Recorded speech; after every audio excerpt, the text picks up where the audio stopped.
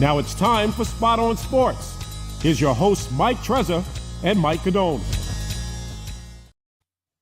Hi, everyone, and welcome to Spot On Sports, New York's premier sports talk show. We talk sports, all New York sports, and nothing but sports. My name is Mike Trezor. The great Michael Anthony's driving the train for us once again tonight. We've got a great show for you tonight. Later on, Jake Dowell, former NHL player, Stanley Cup champ, is here to talk to us about a charity hockey game that's taking place in our area in the next few weeks to raise money and awareness for Huntington's disease. We've got Chris Caputo on the Mets, Declan Krogman on the Yankees. We've got some Nets talk. Before we get to any of it, let me say hi to my co-host, the man we call the Coach, Mike Cadone. Trez, what's going on? Great to be here again. And like always, just so many things to talk about, but some really good, exciting stuff happening here in the New York area and a great cause to talk about tonight. So looking forward to it. Absolutely. And before we get to any baseball or any hockey, Mike, we've got to talk about the Nets play-in game last night. Nets led wire to wire, 115-108 final score over the Cavs. Terrific performance by Kyrie Irving in that game. What was your impression? Well, each time we have a show, Mike, I'm always, I'm bugging you to talk more Nets because it's my favorite topic. No, but seriously, all credit to them, and to Kyrie Irving, who was just otherworldly, as we were talking about before last night. Made his first 11 shots, really, made Durant almost, a second banana. They did what they needed to do. They moved up, 3 spots over the past couple of weeks, and now they go and they take on a Celtics team that, if you throw out the seeds right now and weren't concerned about who was what number and whatever else, it's a great series. Yeah, terrific performance by Kyrie. 34 points, 12 assists. As you mentioned, Mike, made his first 10 or 11 shots, did not miss until 10 minutes left in the fourth quarter of that game. KD, 25 points, 11 rebounds.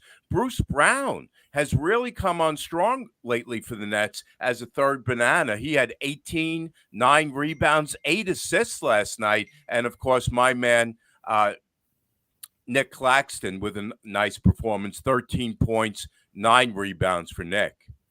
These players in this time of year, they've been playing all year, and all the talk has been about, Kyrie and him coming back, and is he vaccinated, and will he get vaccinated, and Durant when he was injured. But these guys have really been on board all season and been getting valuable time.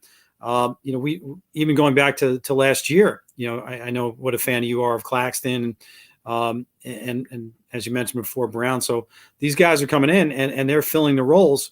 Do we even need to talk about perhaps adding another player to the roster via Philadelphia? Is he going to be playing, or should we just not even bring up his name right now? You know what? That's a really good point, Mike. In terms of Simmons, I was going to ask you about that. Yeah. If he is able to play, I think you're the perfect guy to ask about this. In terms of the team chemistry, we've talked about guys like Bruce Brown coming on. We've talked about Claxton coming on. Seth Curry has contributed nicely since he's been here. If Simmons is able to play, do you now put him into the lineup against the Celtics and take the chance that you're going to upset the apple cart in terms of chemistry and in terms of who's expecting to play what minutes? It really is. It's a solid question, and we could talk about it for a very long time. I think from my point of view, I'll say this. In professional basketball, NBA, I think it's overlooked. These guys they're human beings, and they've been working hard. And, if Ben Simmons comes in and takes a lot of minutes from guys, yeah, sure. I think that can have a little bit of a negative effect.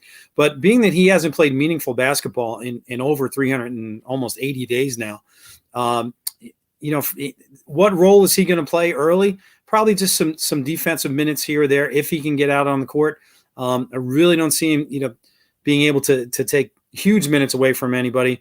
If they make it to the next round, gets a little bit of practice time, then we could talk about that. But I almost think it's a little bit of a smokescreen just to get people talking about it and other teams worried about it to have to game plan for it. Because if he hasn't been practicing with contact and even just getting up to speed on the playbook on the offensive end, I really don't see him making too much of a contribution, even if he is ready to go.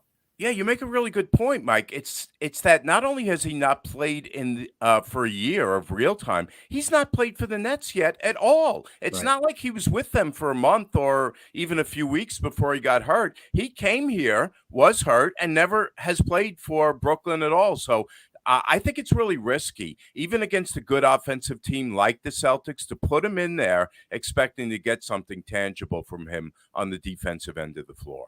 Yeah, absolutely. I mean, can they stick him in the corner on offense and just kind of let everybody do their thing? And, certainly.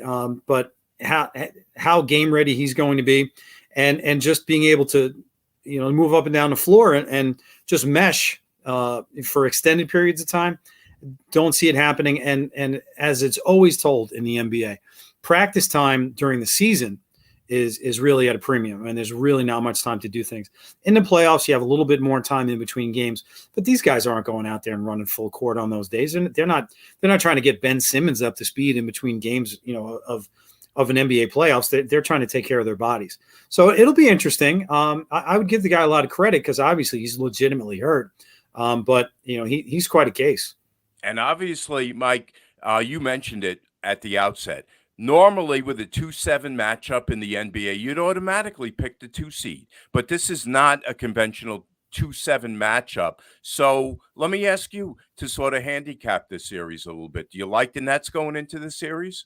I do. I like them quite a bit, actually, because I think Kyrie is those games off might have really helped him, his body, obviously, and the pounding. He's scoring at will almost, and his true talent is out there, as much as it pains me to say, but really he's top notch. And if they get it together defensively, they're going to be, a very, very tough out. And, if you had said at the beginning of the season, even take James Harden out of the equation, if you had said, this is the Nets roster, this is the Celtics roster, who would be the 2 and who's going to be the 7, you'd probably flip-flop it. Do you think there's anything to the fact that Boston put the pedal to the metal to get that number 2 seed while the Bucks were all too happy? Now, listen, I'm not going to say that they were scared of the Nets or trying to duck the Nets, but it didn't really seem, Mike, to me, like they were going all out to win that season finale and get that number 2 seed. Is there anything to that to you? I think there's a lot to that, Mike, because, Wow. Honestly, these guys know who's who, and they can say all they want about, everyone's going all out to try to win games and whatever else. When it comes down to the end, and they definitely know where things are going to shake out, or at least what the odds are, and who they want to see later rather than sooner. So I think you hit on it big time. All right, so we're going to switch gears right now, folks. Talk some baseball. We're going to start with the Mets. To help us do that is a guy I know has got to be very pumped up right now, Mike. He's a member of the 7-Line Army. He's our MLB insider, our Mets reporter. He joins us right now, Chris Caputo. Hey, Cap, how are you tonight? Good. How's it going, guys? What's up, It's Cap? good, man. So another day, another Met victory, now 5-2 on this young season. Terrific performance today by your man, Max Scherzer. Talk about Max's performance today, Chris. Fighting through a couple of jams. I think we're trying to put to bed that maybe there's a hamstring injury, but I think this year, he's ready to go. He kind of put himself in a good spot in the preseason, and the guy's a battler. No matter what, he's going to try and battle through things. And they shut down Schwarber this series and didn't let him get a hit, and pretty much held Harper in check, and only got a 9th inning out of home run out of him. So I think for the most part, Max is going to be ready to go. He's going to fight through those injuries, and he's worth all the money right now. Tyler McGill, Chris, is a kid who through 10 in the third innings pitched this season has let up 6 hits, has not let up a run yet. Talk about how he and Scherzer and some of the other guys in the rotation can hold down the fort until we can get DeGrom back in the rotation.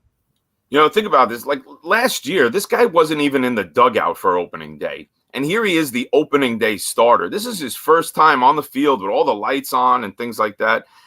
Let's be honest. The first time through, that Nationals team is not very good. But he still had to face Soto and throw some, fastballs by him. He faced a good Phillies team, and he shut them down. And I'll give Buck Showalter credit. He came out in the middle of the sixth inning after getting a right-hander out, said there's going to be a lefty coming in the game. I'm taking this guy out, even though he hasn't given up a run. And this kid's great. And the best part about it is, I don't know if you guys saw it, there's a great picture of Bassett standing there with an iPad working with him, and Carrasco looking over the shoulder, and another guy looking over the shoulder. These guys are all in it together, trying to get better. The guy gave up no runs, and they're sitting there going, maybe your arm was here or there. These guys are in it for the long haul. And if you look at it, I believe it's now 35 innings for the starters and 5 earned runs. Basically, you got a 1 ERA. You can't ask for much more. These guys are giving you 5-6 innings early in the season. Weather's been good. So you got to be happy with him. Carrasco had 1 bad inning. Again, he gave up that 1 run. Otherwise, he's been spot on. Walker got hurt. But you got to be happy with the starters. And again, you can ask me about Bassett. This guy comes in, and New York does not faze him. You think he's coming from Oakland, but now we basically have the Oakland Mets here. We bring a bunch of these guys in, and they just fit in like they were part of the team forever. Cap, I was going to say, just the overall feel, and you kind of stole my thunder a little bit, and I'm glad you did, about that little dugout meeting and things.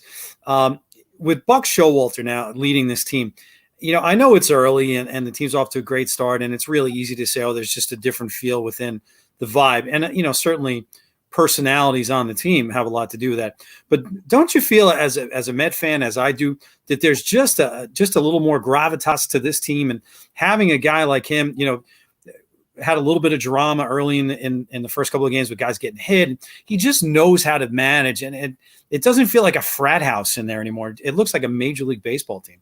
And think about this, though. Mike, if I get hit and you're my coach, I want you on the top step, especially if it's the Mets have been hit 10 times in 7 games. So he's on the front step going, what's going on here? A little warning, a little something. Even if it's not necessary, right? This guy's got my back, and that's what I like. I really think they got rid of a cancer in the clubhouse in Marcus Stroman. You get rid of some of these guys who are all about themselves and beating their chest and coming off the field saying it's about me, and it changes things. And I think you get some of these low-key guys, Tyler McGill, I'm just throwing strikes. I want to hit 99 this year. I want to hit 100. That's his goal, as opposed to guys who are worried about, hey, what's my next contract and things like that. So I think the Buck is good. It's different than Luis Rojas kind of standing there looking, at the guy next to him saying, what am I supposed to do here? So I think the experience is good. Now, Buck's going to have to make his money when the injuries start to kick up. And he's going to have to figure out who's the next guy up and who do I put in the 7th inning. And the Mets have already had 2 meltdowns in the 8th inning. He's got to find a way to get through that. Do you think it's a little overstated getting off to a good start against a team like Philadelphia that, obviously is going to be, giving the Mets, a run for their money this year? Atlanta's a whole nother story. And the Nats, of course, are picked at really not too much of anything. But, early on here to shut down a guy like Schwarber, to only allow kind of like a garbage time home run to Bryce Harper. You think it's real important at this point, Chris, to at least put a little stamp on games against Philly? No, I think you're going to have to play them 19 times. Get them where they're cold. These guys are going to heat up. Let somebody else deal with them when they're hot. So, right now, Arizona's coming in, and they're 2-4. It scored 15 runs in their first 6 games. That's a team you want to bring into Citi Field. Get some of that hype out of the way. First day might be some jitters. And then you got San Francisco coming in. Get teams at the right time and get hot, because the Mets can start out 42-21, and then the next thing you know, we're at the trade deadline going, are we traders or sellers? Are we trying to get somebody? Because things are going to go sour at some point. Guys are going to get hurt. When is DeGrom going to come back? Who knows? So right now, I'm okay with that. You're going to have to face them at some point. When they're hot, let's get them when they're cold. Absolutely. And the other thing, I just want to circle back for 1 second. And we were talking about, the presence in the clubhouse and guys instead of being about me or being about the team. Certainly Francisco Lindor last year had a little bit of a dust up, so to speak, with Jeff McNeil. Brought in some guys that where he was friendly with that might not have been a great influence. But I would think, Cap, you would agree with me, and Trez, you as well, even though from the Yankee side, if you're kind of on the fence and you're not, you might want to be the leader, but you're not quite sure, whatever else, or it's really not in your nature, but you got your boys around you. When those guys are gone and now the clubhouse is being run by other guys, you're going to fall in place pretty quick. And I'm hoping that Lindor, the numbers go along with it. I mean, he was on fire in the spring, but the spring is the spring. But just to see him now, rise up instead of being like, where am I going here? I think that's going to be a huge thing as well. Wouldn't you say, Cap? Yeah, and I think less pressure this year with so many different guys there that can pick you up instead of, throwing out guys who have never really played before. He's a professional. The guy can hit. I mean, he's going to have his issues here or there. Marte is going to be phenomenal. I'm telling you guys, Marte is going to be phenomenal this year between him and Nimmo at the top. Nimmo's got 2 homers in 2 days. Now, are they going to cool off? Sure. But these guys are professionals. I didn't realize you could put in a defensive replacement. I think it's just going to be less pressure on Lindor. Guillorme can go out there and give somebody a day. The thing is now with the DH guys, you're always looking to see, and this is Buck's job, who's getting the day off? Who's going to be the one guy here? I know Alonso doesn't want to be a DH, but there's going to be days. Dom Smith's going to have to play 2-3 times a week at first base, and Alonso is going to have to be a DH because he's a better first baseman at this point. So, yeah, I think it's just kind of keeping guys fresh, keeping them healthy, giving them a day off. And, that's the new job of the manager because there's no more double switches. There's no more, what am I going to do in the middle of the game? Right now, your job is keeping everybody happy, fresh. And I think, some of those hyped up guys, I think that's what Lindor wanted around. But Javi Baez, he needed to go. He was good to get this town going again. But on an everyday basis, they need professionals. Hey, Chris, you jumped a little bit ahead of my next point I was going to make with you. I don't want to throw cold water or overreact to one bad performance in the field. And my Met fan friends can keep telling me Pete is not that bad at first base. Pete is getting better at first base. And I have to be honest with you, Chris, I don't see it. So when is the time? Is the time going to come? When is the time that Buck has that heart-to-heart with Pete where he says, hey, you know what, Pete? You're going to be at first base maybe twice a week. The rest of the time, Dom is going to be there. Can he have that conversation, and when is the time? I don't think it's right now. I think you got to let him play through. He wants to be a first baseman. The guy's got 10 RBIs. By putting him on a bench and saying you're going to be a DH, I think that's a detriment to him. I think at some point it's not going to be a platoon, but I think you're going to see Dom play a little more on the field because here's the thing.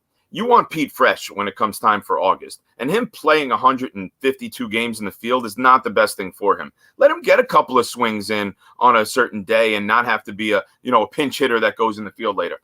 But Trez, I don't think he's a terrible fielder. I think he does some things well, but he does get the hips sometimes. And, it's not Chuck Knobloch, but the ball gets hit to him, and he's unsure what to do. But he does cover some ground. It's that, Eric Hosmer ground ball to first base. And, is Lucas Duda going to throw the ball over somebody's head? That's what I'm worried about is those extreme situations. But here's the thing. You can't really have a defensive replacement for him at the end of the game because if it's a one-run game, you can't take him out. So you got to make your decision. If he's in the field, he's in the field for the game. And if he's your DH, he's your DH. The other thing I want to ask you about, Chris, that I think might be an area of concern going forward, I'm wondering if you're concerned about, is the bullpen. Who would you consider the reliable guys in there, and who are the guys that right now on April 15th you want to see less of moving forward? Yeah, it's a tough question because these guys right now are not going to go all 6-7 innings. So you're going to need some guys. I honestly think we got our guy Sugar Diaz with the trumpets coming out. I think he's fine. I think he's ready to prove a point. I think he worked hard. I didn't watch him all off season, but I think he worked really hard. The guy just came back from a funeral, pitched 2 days in a row. I think he's really worked on it. So I have no problem with our closer. It's the middle relief. So you now have 2 lefties in the bullpen. Chasen Shreve, who's done a really good job. He's been okay. The other guy we got from the Yankees, I think it's Rodriguez. It was a terrible trade. I think Castro is going to be better for the Yankees, but they just needed another lefty. The guys I trust, I'm going to trust Ottavino at some point. I always think he's hurt. Drew Smith is going to be the guy. I think that he's been hurt for many years, but I think this kid throws hard. So I think you're going to start seeing some Drew Smith in the 7th. We're going to have to see with Lugo. I think Lugo is, hey, I still want to be a starter type guy. And he comes out there and he goes 0-2, and then he's throwing 3 curveballs in the dirt, and he's walking guys. Here's my biggest thing with Mets. You come in out of the bullpen, throw strikes. I don't care if you give up a home run. I just can't take the hit by pitch, the walk, bases loaded. It goes from 8-3 to 8-7 because you can't throw strikes. So the guys I trust are probably Diaz, Smith, Ottavino, Shreve. Those are the guys I trust. And at times I trust Trevor Williams, but not in a big spot. Cap, the last guy I wanted to bring up, I really didn't want to bring up, but I think I have to at this point. Robinson Cano. Do you think the Mets can afford to keep him? I mean, obviously, financially, cutting him or trying to get rid of him or whatever else, I can see by the look on your face, we're in the same camp when it comes to him. And I know they have to have him on the roster at the moment, but if he's not going to DH, if you're using Dom Smith and Pete, is there a place for him? And can they afford to keep his posterior in the bench for the rest of this year? I mean, I almost want to throw it back at you. Who wants him? Like, you're not sure. Not me. I mean, what's he been doing? I'm not on PEDs anymore. I apologize to the team. And he comes out there and he's jam shotting the ball 16 feet in the air to the first baseman. He has no role on this team. There really is no spot for him. With guys who are faster in McNeil, with guys who can, play hard in Guillorme. I'm sorry. I think this is going to be May 25th, and the Mets are just going to say, sorry, it's time to go. Yeah, because he might not be on the PEDs, but he's definitely on the tasty cakes because he is chubby and late. And if you want to make an impression, I sound like my James Harden analysis from last year, right, Mike? Yeah. If you want to come in and really be sorry and do something out of your career, for Pete's sake, get in shape and do something. I think he's like, you know what? This is me. If you want me, great. If not, I'm just going to go cash my checks. The dude can still hit, I'm sure, but Maron, can we? I mean, listen, I'm not saying I watched every spring training at bat, but his numbers were decent, but he was slapping the ball the other way. He bunted the ball on opening day. This guy is not hitting the ball the way he used to. And he could prove me wrong in the next month, but I'm sorry. You got to put a good lineup out there every day. And if you're just putting him out there because he's been on the bench for 2-3 days straight, you're putting yourself in a bad spot. I love the fact that the Mets have a DH now. I really think this is going to help them because they're going to put 9 quality hitters out there, keep them fresh. The pitchers don't have to worry about, hey, I have to be the guy to get on base and then run the bases. I think it's a good thing, but they got to stay healthy. I think May's out for a while. Walker says, he's going to need some rehab starts. But DeGrom, I think, is going to be out for a while. I really do. I told you, Trez, months ago, I think the biggest problem is going to be these guys haven't ramped it up as fast as they had to. And once they do that, there's going to be injuries. And I worry about some of these guys having arm injuries and saying, I have dead arm. And, the Mets having to dig into the minors to try and find a guy to replace him. Hey, Chris, we're going to keep you on and talk a little Yankees with you. Sure. We were expecting Declan. He had to pull back, so we'll talk a little Yankees with you. But before we do, I just wanted to pull back and ask you one more general major league question. And that was today. We saw Clayton Kershaw pitch 7 innings of perfect game ball for the Dodgers and then be pulled out before the 8th inning started with working on a perfect game. I know this is the kind of thing that drives you nuts, which is exactly the reason why I'm bringing it up with you. So what's your reaction to what went on today out in Minnesota with the Dodgers? I think it has to do with Kershaw not being 100% coming into the season. And he kind of knew. He actually, I guess, came out of the game and told him, I'm okay. I get the fact that you're taking me out after 80 pitches and 7 innings. We want the scene and the drama and the Hollywood, and we want to see him go for it. But I think if Terry Collins could take it back, Johan Santana would not have thrown 136 pitches and ruined the rest of his career. I think these guys are looking a little bit more in the future and saying, he may go 8 2/3 and lose it. And that extra inning and 2/3 may cost this guy his career. So I think it hurts me to not even see him go out for the 8th inning and try.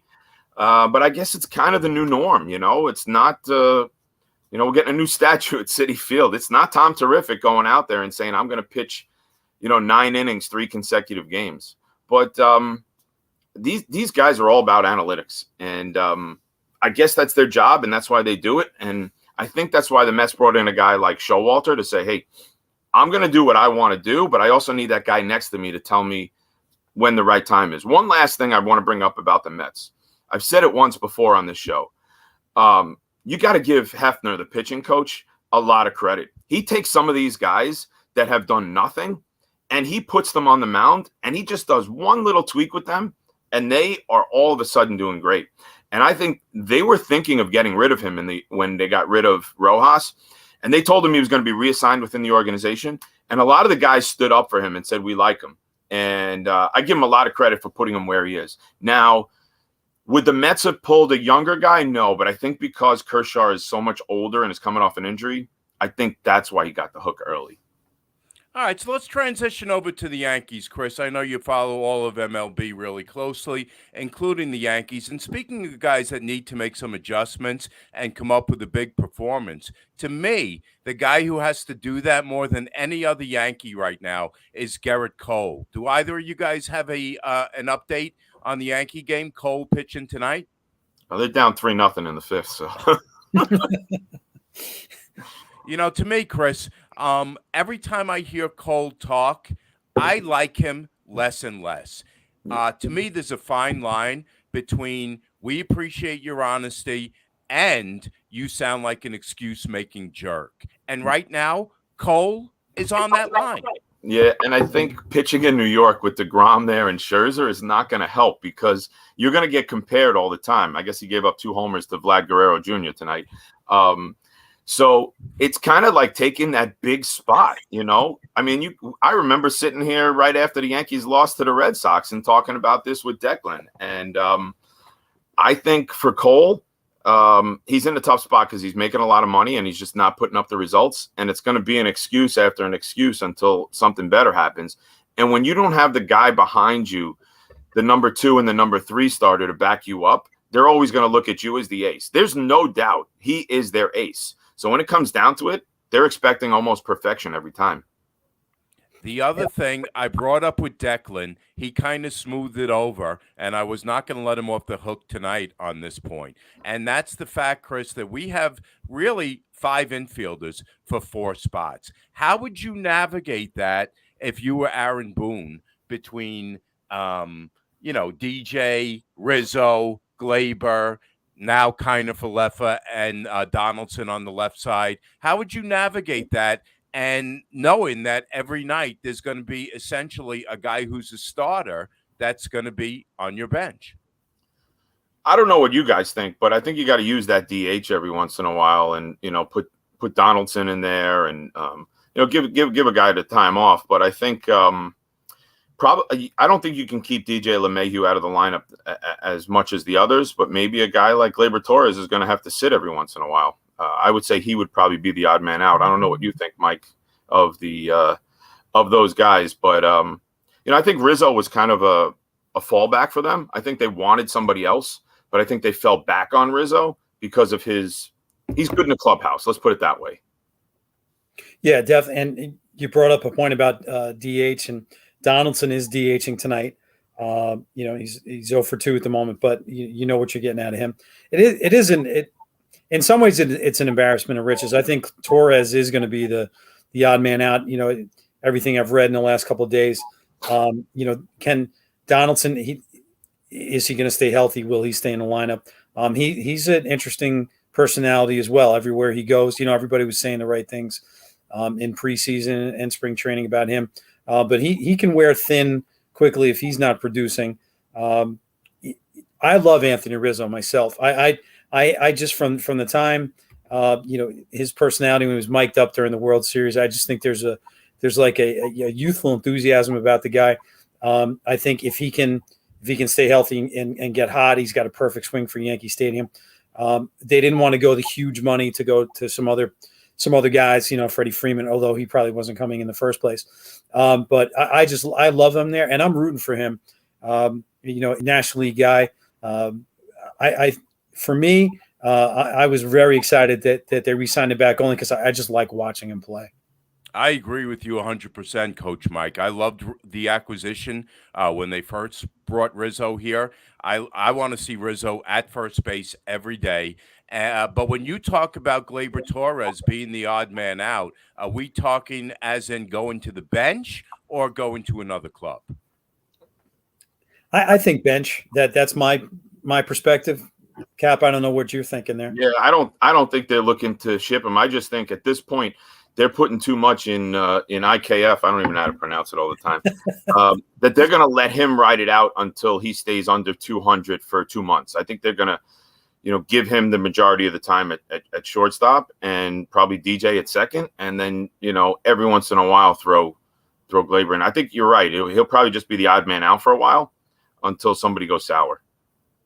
And I want to ask both of you guys. I know I'm the Yankee fan here, but let me throw it out to both of you. At what point do we say to Chapman, you are no longer the definitive closer in all closer situations, and we are going to start to transition Loaisiga or another guy? To me, Loaisiga would be the likely candidate to that particular role. What do you think, Chris?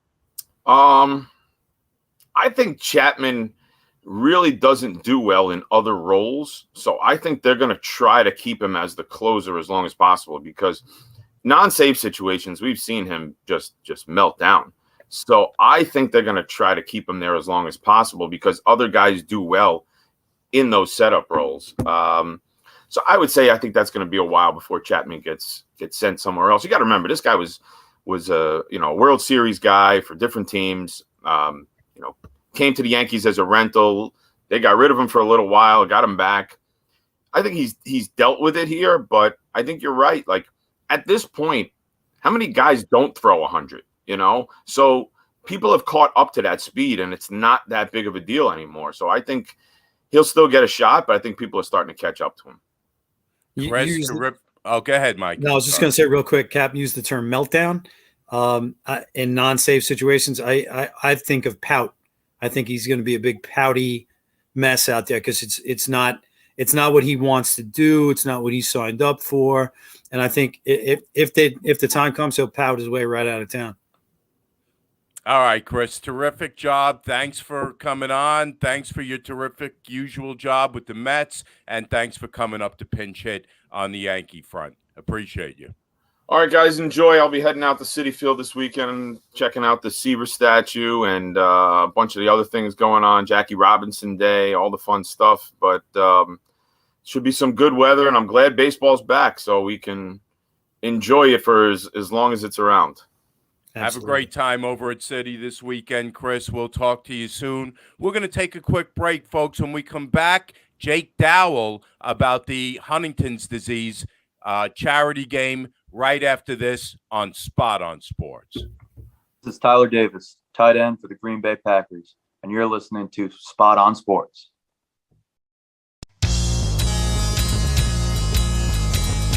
Now back to Spot on Sports with Mike Trezor and Mike Godone.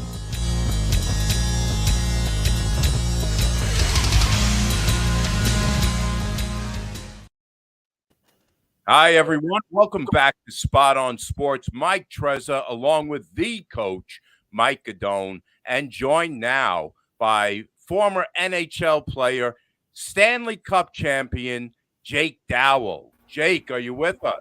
I am. Hey, Thanks for welcome having me on, to guys. the show. Mike Trezor and Mike Godone. Good to see you, Jake. Great to see you too.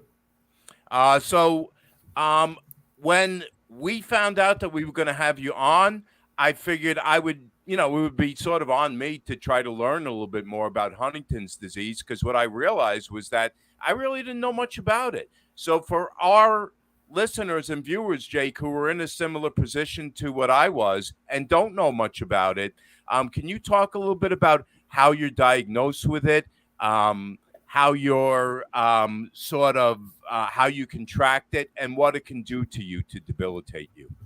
Yeah, absolutely. And it's no surprise that you wouldn't be familiar with it. It's not a very well-known disease, and that's part of what we're trying to do here is to raise awareness. And it really is a nasty disease, and it's kind of a combination of a ALS and a dementia.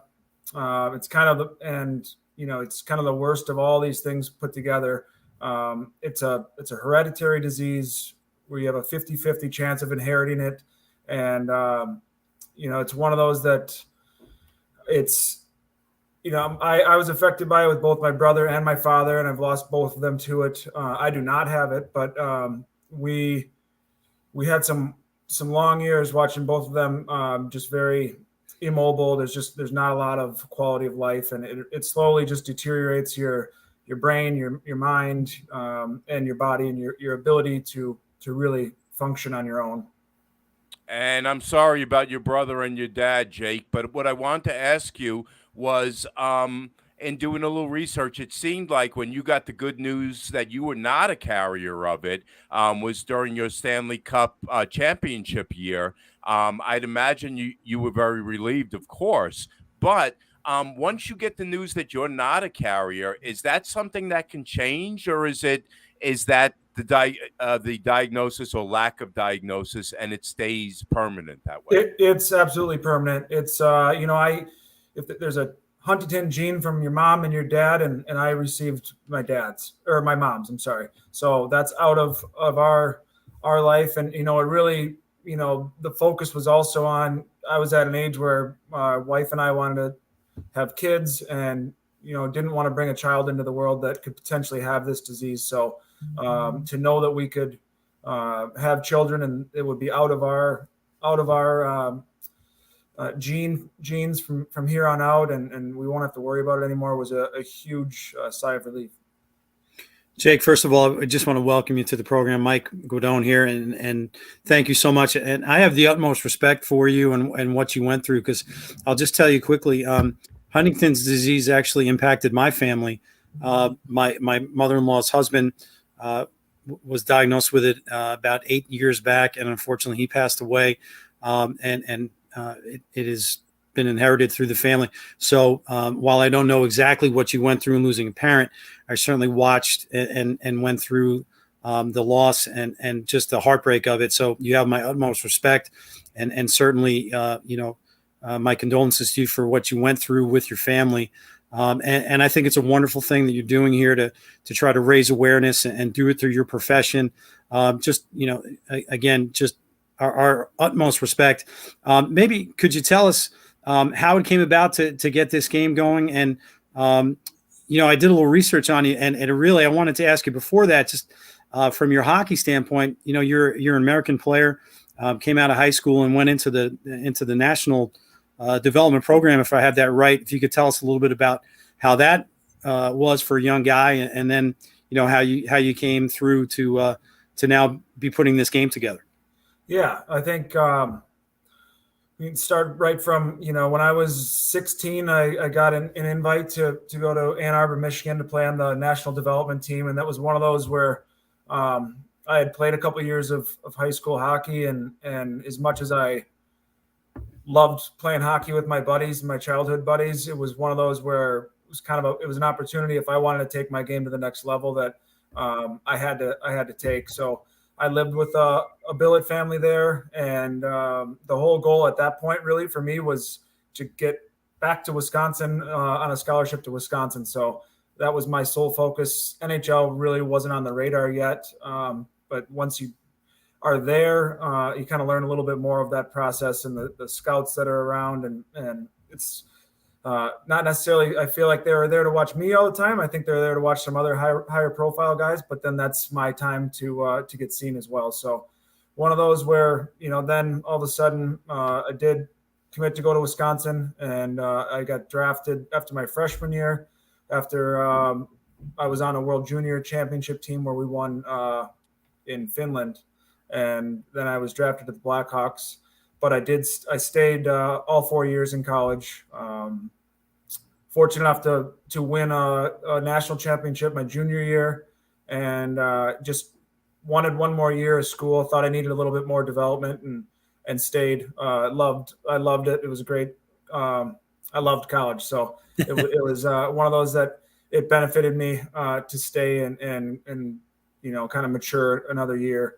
And then it was on to the Blackhawks. I bounced up and down I played a good chunk of my first year, had some injuries, and then I bounced back and forth from there in the minors, and then I was in Chicago and ended up I played on a number of different teams, bounced around a little bit. That was kind of one of those that it was just kind of part of the gig for me, and I knew it. So I ended up playing about 12 years and retired a couple of years ago, and now knowing that I don't have Huntington's and have the ability to still use this platform and play in games like this. It's really started from the folks over at Huntington's Disease Society of America putting this together, and they've been phenomenal.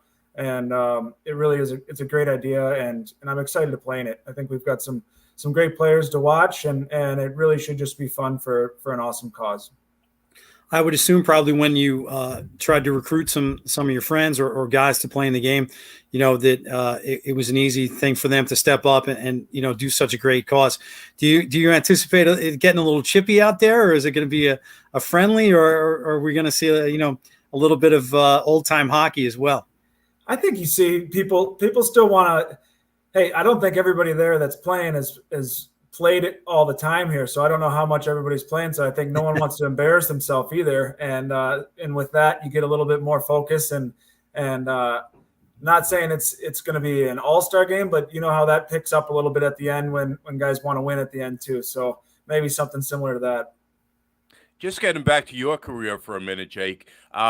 Chicago is a place that most people don't really think of as a hockey town, but I would guess during that year that you guys made the Stanley Cup in 2010, that it became a really, really crazy hockey town. So tell us what that experience was like playing in Chicago, and what the experience of winning the Stanley Cup in Chicago was like for you.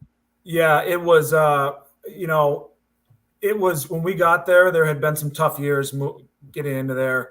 My first year was also Patrick Kane and Jonathan Taves' first year as well. So that with those guys, things just started turning around. And you could there's a buzz around town, teams winning games. I think maybe the second year they won a playoff series, third year won the cup. So it was a really great group of guys that also a number of those guys that were on that team were playing in the minors together for a couple of years previously. So it was a really, really tight-knit group. There's a lot of young guys that all lived downtown near each other. So they spent a lot of time together. And so that experience was pretty awesome to see. That city was begging for something like that. And they just exploded when there was that first of 3 Stanley Cups. It was to be on those buses and do the parade, and we've got all those pictures that my wife and I still look at once in a while, or they pop up on your phone as memories, and it's pretty cool to see. While you're talking about the event, Jake, I'm going to ask Michael Anthony, our producer, to put up that little graphic. The event is Saturday, May 14th. It's at the RWJ Barnabas Health Center in Newark. What else can you tell us about the event? Hey, it's just going to be a great event. Canadian team against the American team, and for, like I said, for a great cause. Everybody's excited to play and put on a good show, and I think you're going to see some great hockey. So, really, really excited to be a part of this, and for me to be doing, I like doing any and all fundraisers for Huntington's disease, but to be a hockey game really hits home, and that's a sense of pride for me, and I'm just thrilled to be a part of it. What are your goals, Jake, in terms of participation, in terms of monetarily, in terms of amount of dollars raised? And I understand as well that you guys want to make this an annual thing. Yeah, I think first go around here. I think I don't really know that I have any expectations. that's more for the folks at the HDSA. But I'm just there I want to be there for the fans, there for the experience, smile on the face, and I want it to be a great time. It should be a fun game. Bring kids, see some good hockey, and just enjoy yourselves. For our viewers on the island and also in the city, it is a Saturday night, folks, May 14th. So if you want to make the trek over to Newark, I think you would be home at a reasonable time. You'll see some great hockey. You'll see our buddy Jake. And as Jake says, it's for a terrific cause. Huntington's disease is a disease that, as I told you at the outset, Jake, not many people know all that much about.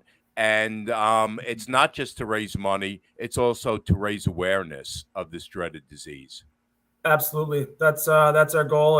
And the more we can spread the word and people know about this and what this is. And also it's one of those diseases, like when I explained it earlier, where it's like a Lou Gehrig's and a Parkinson's and Alzheimer's kind of wrapped together.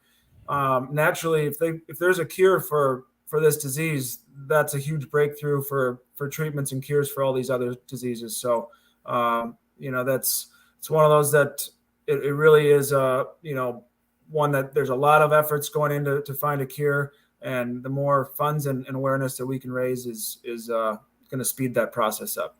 And I don't know if you even know this, Jake, but the guy who's normally our hockey reporter on this show, the guy we call Johnny Sticks, affectionately, John Santa Maria, is going to be your PA announcer that night. So here's what I want you to do, Jake. If he messes up, I want you to drop the gloves, go over to the mic, and work him over a little bit, all right? Hey, it's been a while. I could do that for you. Nah, he's a great guy. I'm sure he'll do a terrific job. And it's an event that we're going to continue, Jake, to promo every show we have between now and May 14th, because we believe in the cause.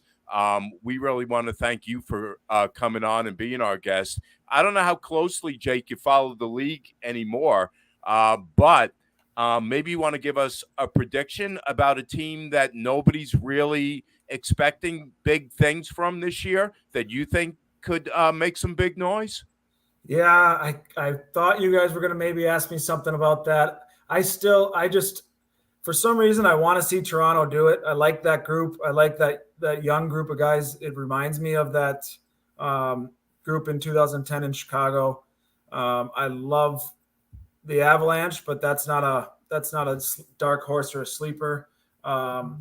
Maybe I'd maybe go with a Calgary with Daryl Sutter coaching, and he knows how to motivate those guys. He did it. He was an 8th seed in LA and won a cup. And, I think that's a team that could be a sneaker.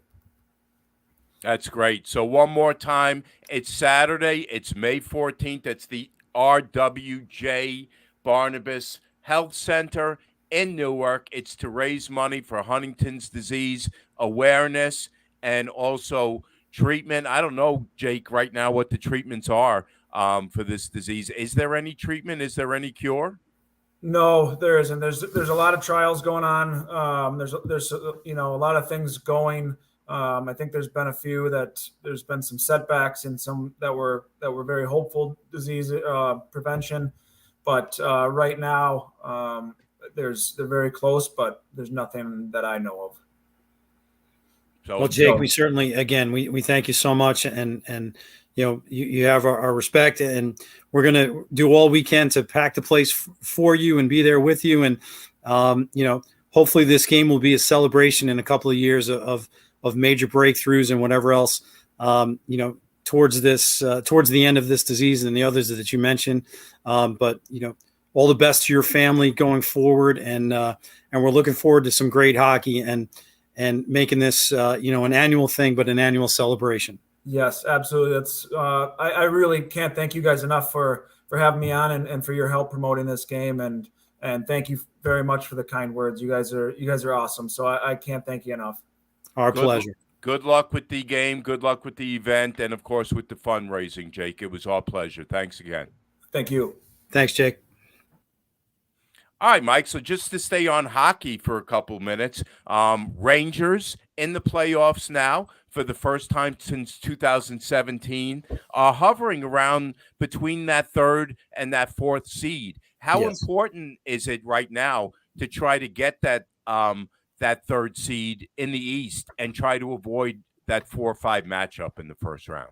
Well, I think it's important. The one thing I just want to double back for a second, Mike, to Jake when he brought up the Toronto Maple Leafs. I thought he was going to mention something about my Islanders jersey and John Tavares in the back. I didn't want to drop the gloves with him about that and ask him, but no. Listen, I thought that was a great insight. Anytime you can get a professional player on and hear what he had to say, it was tremendous. But to go back to the Rangers, I think they certainly big things were hoped for out of them, and they've overachieved. The NHL playoffs are so wacky with the setup. I wonder what their thoughts are in terms of that. At the moment, we're kind of rolling into the postseason here, and then by the next time we're on and we have Johnny Sticks, we'll pretty much be knees deep in it. But as a Ranger fan, I think the one thing you don't want to see is just a collapse here in the last couple of games where they lose a little momentum. But whether it's the 3 or the 4, I don't know how important that's going to be. But what a year for them! Yeah, they had won 3 in a row. They lost last night to Carolina 4-2. They're in action tonight against Philadelphia, and as you mentioned, Mike, they're tied with Toronto for third place in the East with just about an even 100 points, if I have that correctly. But I think it's a big deal for them to try to get that number 3 seed. This way, you're playing against one of the teams in the East that is a playoff team, but is not really one of those elite teams. I think it's really important for them just to stay out of that 4-5 and get a playoff round and a playoff win under their belt and advance to that second round. Yeah, I wonder if they have a first round flame out, is it a big deal, or will Madison Square Garden and the Dolans and everybody else say kind of be happy with the fact that they did as well as they did this year and go forward?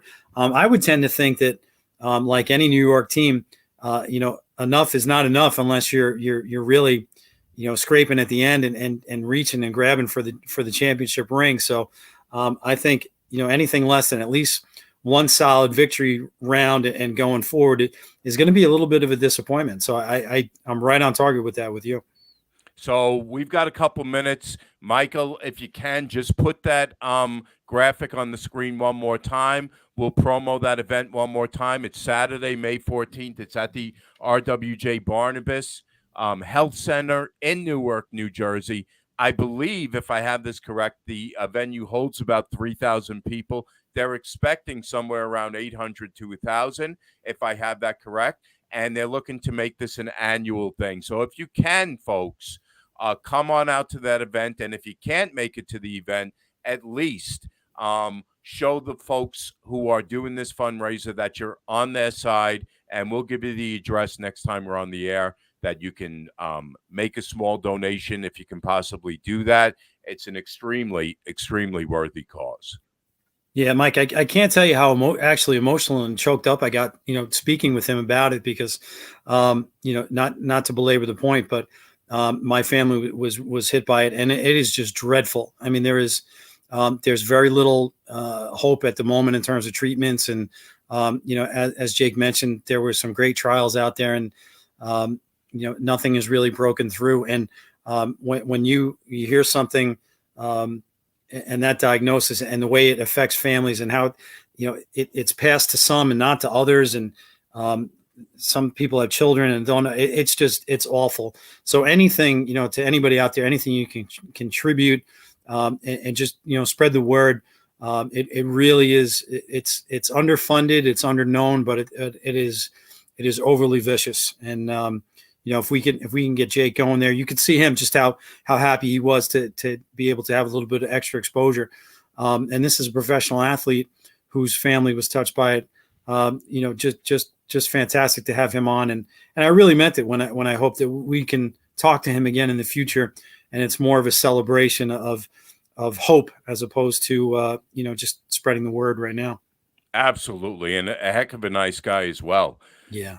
So that's going to do it tonight for us, folks, from here at Spot on Sports. We want to thank Chris Caputo for hopping on with us and doing double duty, both with Mets talk and Yankees talk tonight. We want to thank Jake Dowell, Stanley Cup winner from the Chicago Blackhawks, who will be playing on that charity game on the 14th of May in Newark, New Jersey, to raise money for Huntington's disease. Our producer engineer is the great Michael Anthony. Our voiceover guy is the amazing Archie Snowden. Our theme music, Spot On, is by Mr. Scott Daly. Our logo art, Mike, is by Valerie Hanatic, the Jets fanatic. For everyone here at Spot On Sports, including my partner, the coach, Mike Cadone, this is Mike Trezor thanking you for watching and saying we will see you next time, folks, on Spot On Sports. Whatever it takes.